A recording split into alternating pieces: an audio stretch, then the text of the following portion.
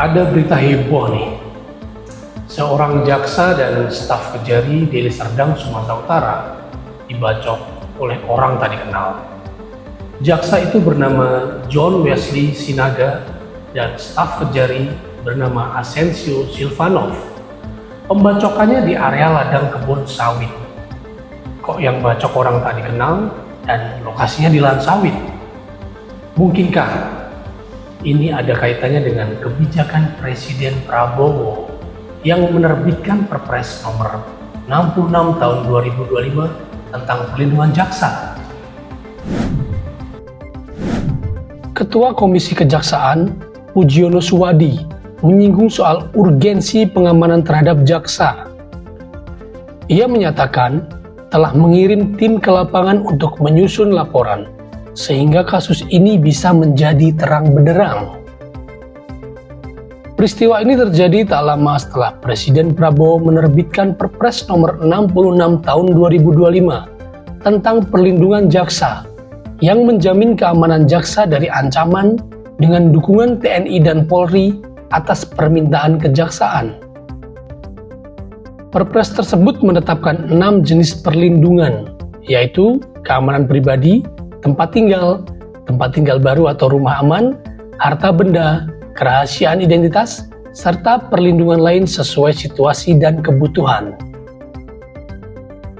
Perlindungan ini berlaku tidak hanya untuk jaksa, tetapi juga bagi keluarganya. Kepala Pusat Penerangan Hukum Kejagung, Harli Siregar, menekankan pentingnya perlindungan keamanan bagi keluarga jaksa, terutama bagi yang bertugas jauh dari keluarga, agar jaksa dapat fokus menjalankan tugasnya dengan baik. Dalam peristiwa pembacokan di Deli Serdang, ia menduga hal ini terkait dengan kasus kepemilikan senjata api ilegal. John diketahui menangani perkara kepemilikan senjata api ilegal dengan terdakwa Edi Suranta Guru Singa alias Godol. Harli mengatakan, kasus kepemilikan Senpi tersebut saat ini telah berkekuatan hukum tetap. Pelaku telah divonis bersalah di tingkat kasasi. Namun, pelaku melarikan diri ketika akan dieksekusi ke penjara dan namanya masuk dalam daftar pencarian orang. Berdasarkan data Sistem Informasi Penelusuran Perkara, Pengadilan Negeri Lubuk Pakam, Godol terjerat kasus kepemilikan senjata api ilegal setelah digerebek tim Satuan Brimob Polda Sumut pada 13 Maret 2024. Saat itu, petugas menggerebek lokasi perjudian di Pulau Sari, Durinjanga, Pancur Batu, Deli Serdang. Tim Brimob kemudian mengejar Godol dan mendapati pria itu membuang barang di semak-semak.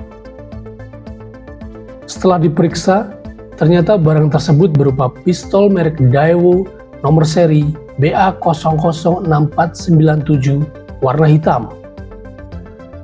Dalam persidangan di PN Lubuk Pakam, jaksa menuntut Godol dihukum 8 tahun penjara. Tapi majelis hakim membebaskan yang bersangkutan karena dinilai tidak terbukti bersalah. Namun dalam tingkat kasasi oleh Mahkamah Agung, Godol dijatuhi hukuman 1 tahun penjara. Karopenmas Polri Brigjen Truno Yudo Wisnu Andiko menyatakan Polri siap bersama TNI melindungi jaksa sesuai Perpres 66/2025 sebagai bagian tugas penegakan hukum dan perlindungan masyarakat. Saat ini polisi telah berhasil menangkap 2 pelaku pembacokan terhadap John Wesley Sinaga dan Asensio Silvanov.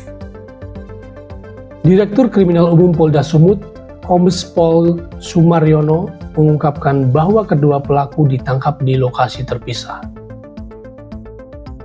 Identitasnya Alpa Patria Lubis ditangkap pada Sabtu 24 Mei sekitar pukul 23 di Jalan Pancing, Kota Medan. Pelaku lainnya, Surya Dharma, ditangkap pukul 4.30 di Kota Binjai. Sumaryono menjelaskan bahwa kedua pelaku merupakan residivis kasus pencurian dengan tindak kekerasan. Saat ini, Keduanya ditahan di Polda Sumut untuk proses hukum lebih lanjut. Mengenai motif penyerangan, Sumaryono menyatakan bahwa timnya masih melakukan penyelidikan. Kronologi peristiwa, Kasih Intelijen Kejaksaan Negeri Deli Serdang, Boy Amal, menjelaskan bahwa peristiwa tersebut terjadi sekitar pukul 9.35 waktu Indonesia Barat. John dan Asensio berangkat dari rumah mereka di Desa Perbaingan menuju ladang sawit milik John. Keduanya tiba di lokasi sekitar pukul 10.40 waktu Indonesia Barat. Sekitar pukul 13.15 waktu Indonesia Barat, tiba-tiba dua OTK datang menggunakan sepeda motor Vario berwarna abu-abu dan membawa tas pancing yang berisikan senjata tajam berupa parang. Saat itu juga korban dibacok oleh OTK.